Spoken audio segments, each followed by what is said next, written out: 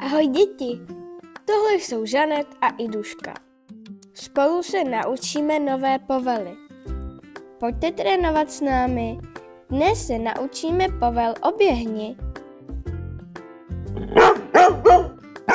Nejdřív si s pejskem pohraj, ať má dobrou náladu a těší se na trénink. Do každé ruky si vezmi pamlsek. Jednou rukou pejska naveď za strom. Běž mu naproti z druhé strany. Druhou rukou ho přivítej a odměň. Několikrát to zopakuj. Až se mu to začne dařit, zkus ho navádět jen jednou rukou. Ve druhé ruce už ho čeká odměna.